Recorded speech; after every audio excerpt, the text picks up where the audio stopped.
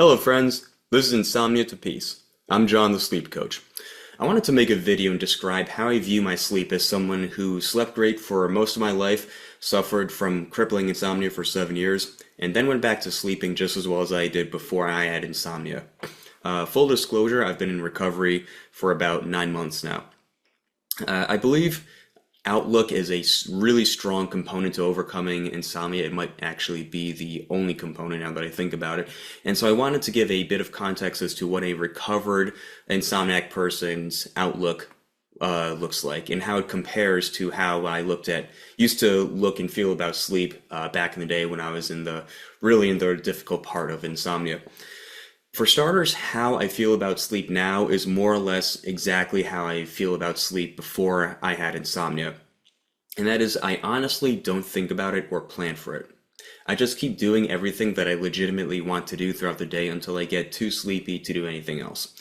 And now, this is not a conscious high-level plan or strategy to make sleep happen. This is a very important distinction. It's not as if I'm telling myself, okay, I'm going to do X, Y, and Z throughout the day nonstop, and that's what's going to finally make me feel sleepy, and then I'm finally going to fall asleep. Yeah. No. Zero planning, zero mental effort is going towards sleep. I'm legitimately living my life as if sleep and the need for sleep does not exist. There is no mental gymnastics. My sleep is serving my life. My life does not serve my sleep. My sleep has absolutely no impact in any decision I make throughout the day. It is absolutely not a factor. And it's not as if I've achieved some Zen-like magical state where I can perfectly balance any emotion about sleep perfectly. I feel like if you have insomnia and you're hearing me say this sort of stuff, it might sound like I've achieved the impossible, like almost like I've achieved some sort of insomnia enlightenment. When I was in your shoes, I would think the same thing, but it really isn't impossible at all. It's hard initially, of course, but it gets easier and easier and easier, to the point where it's as natural as unconsciously breathing. Like I said, zero concentration, effort, planning, whatever you want to call it, is being made towards sleep on any given day. Instead, I just do the things that I'm really interested in.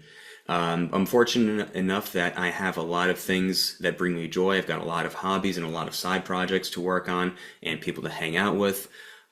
So honestly, I see my sleep as almost this annoying thing that gets in the way of me getting more things done.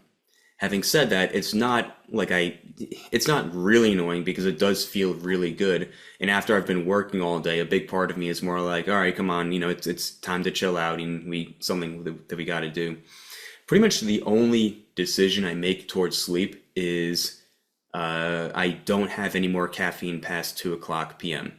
I'll probably start to extend it to 3, 4, 5 o'clock in the afternoon, to be honest. It almost certainly wouldn't matter. And then the only other decision I make towards sleep right now is right before bed, I take some melatonin. That was something I started doing for years before my insomnia even started. I forget why. It wasn't because my sleep was suffering. My sleep was always great prior to insomnia. I never struggled with it. I probably heard about some medical benefit to taking melatonin, and I just kept doing it. I mean, when my insomnia started out, I tried out a bunch of different supplements. I must have tried out at least a dozen supplements in some way, shape, or form. And I'm happy that I dwindled back down to just the one supplement I was originally taking before that whole insomnia shitstorm started. The reason why I haven't dropped melatonin is simply because I didn't pick it up as a new habit as a response to insomnia. It's just been something I've been doing forever. So whatever, it's not a big deal. So beyond that, it's really interesting to me that even though I'm not planning for my own sleep in general, specifically insomnia, is a huge part of my life now. Because of this work I'm doing as a sleep coach, a big part of my headspace is dedicated towards thinking about sleep, specifically about insomnia, and it's not causing a detriment to my recovery. If anything, it's only helping it. And you would really think otherwise. It's interesting because almost any sleep coach worth their salt, myself included, would tell you that if you're suffering from insomnia, you shouldn't be trying to think about it, strategize it, or base your life around it, that's really not going to be helpful. Yet I'm over here telling you that I do spend a significant amount of my time planning, strategizing about it, basing my life around it, but not for my own sleep. It's more so that I'm trying to plan and think about how to get other people over it. But I don't think it's as simple as it's not harmful. It's not a unhelpful thought pattern because I'm not thinking about my own sleep, but rather I'm thinking about other people's sleep. It's yet another nuance. I swear insomnia is just nothing but nuances. When I think about insomnia now, I'm very emotionally detached from it, or rather, I'm very curious about it. It's like an interesting thing to think about, like a puzzle of sorts. Whereas, like I said before, when you hear sleep coaches tell their clients you don't want to base your life around sleep and think about insomnia all the time, yada yada, it's because their clients are more so frantically seeking out a solution out of desperation. So I'm looking at it from a completely emotionally detached way, like a puzzle, and they're looking at it from a very frantic, uncomfortable, scared, desperate emotional state. So there are those two completely different headspaces, and I totally understand the fear that where they're coming from. It's so easy to be afraid from insomnia. Back in the day, when I was in the middle of insomnia, I would avoid any topics about sleep or especially insomnia. It almost hurt for me to even just read the word insomnia. If I saw the word, I would kind of cringe and recoil and look away because I was afraid that if I did read it, I was kind of cursing myself into not being able to sleep. This is of course bullshit. I read and type out insomnia millions of times throughout the day now, and I've never slept better. I think that a lot of in hindsight, I think a lot of my fear was based around the fact that I had a lot of subconscious doubt that I would ever sleep consistently well again.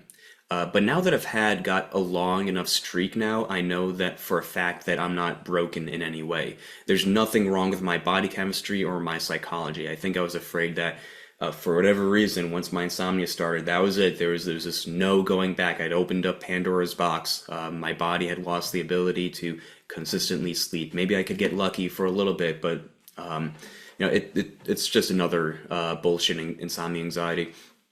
But so now I know that even if I did have a relapse, and I've had them happen at once every few months or so, they're really not a big deal, and they don't last as nearly as long, and they don't feel nearly as uncomfortable because I just know it's fine. I know I can sleep consistently again. It'll come back really soon, and so that's why I think that if you just go, I think that it's really important to, if you're in the middle of insomnia, if you can just get to a decent stretch of time, like a week or two, not even a week or two, even just a few days, that should help out your confidence quite a bit.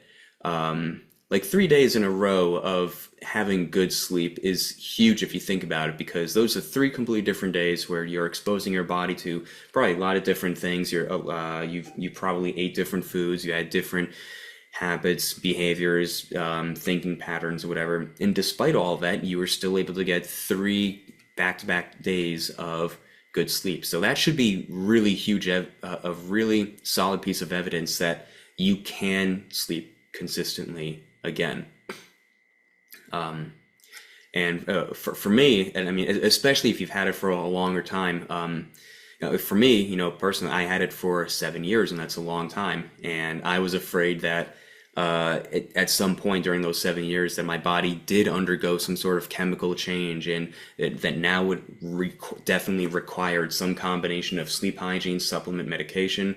And but now that I've had this good enough streak where I put zero effort into sleep in any, as far as supplements, hygiene, as far as that goes, now I know otherwise that my body is totally fine. So to talk about speed bumps a little bit more, like I said, I've been in recovery for 9 months. I sleep really well almost every single night. A few nights ago, however, I did have 2 bad nights of sleep for the first time in like 3 months. I was a few different things happened. It was the holiday season. I wasn't sleeping in my bed, and the biggest one was I was really sick. I had come down with the flu, and what was really interesting to me is that really groggy hangover that you get after a night of shitty insomnia sleep wasn't there at all. When you practice befriending wakefulness, it's a win-win, because if you don't sleep, even if you don't sleep, rather, since you're not spending 7 hours or whatever trying to force sleep to happen, you feel better because it isn't nearly as taxing of an experience. And that's something that I've known for a while, but I was surprised how good I felt even taking that effect into consideration.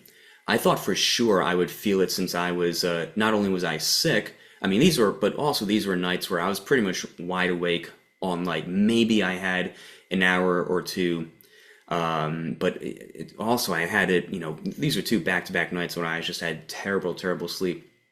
And despite that, I did not have that same groggy, uncomfortable feeling that I would always get after a rough insomnia night. Maybe I wasn't 100%, I wasn't 100% throughout the days, but I was definitely a lot better. And sure enough, of course, the sleep came back, and I wasn't worried about it at all. I wasn't stressing like, I hope it comes tonight, I hope it comes tomorrow night. Come on, I gotta sleep, gotta sleep. Because I've spent so much time in recovery without supplements and without medication, or almost, no supplements, that I just knew that sleep can happen to my body. I didn't have some sort of chemical or psychological curse. In fact, I now know that my body is actually quite good at sleep. There wasn't any sort of praying or fear that was associated with the next night. If anything, I was just looking forward to lying down in bed and not needing to do anything because my body was exhausted. I wasn't worried about it. If sleep didn't come, that was fine. I was just looking forward to having the opportunity to rest. And again, 10 months ago, completely different story. I was completely terrified of not getting any sleep at all. I was convinced there's something wrong with my body. So the speed bump that I had recently, a few days ago, it wasn't a big deal at all, not in terms of duration, and especially not in terms of how bad it made me feel. Despite the fact that I felt sick, I had zero fear after 2 days of not sleeping. I just knew too much. My insomnia anxieties had absolutely no leverage at this point. So, yeah, I wanted to take a moment to go over how I view sleep now and how I view speed bumps now, and just to show just to help illustrate just how important having a healthy outlook is towards looking at insomnia and sleep, and how quickly, even though it's despite how awful your insomnia can be, how just adopting the healthier outlook can really accelerate your recovery process. So yeah, I hope you found this video helpful. If you did, feel free to do the usual like, comment, subscribe stuff. Here at Insomnia to Peace, I provide coaching services for people looking to overcome their insomnia for good.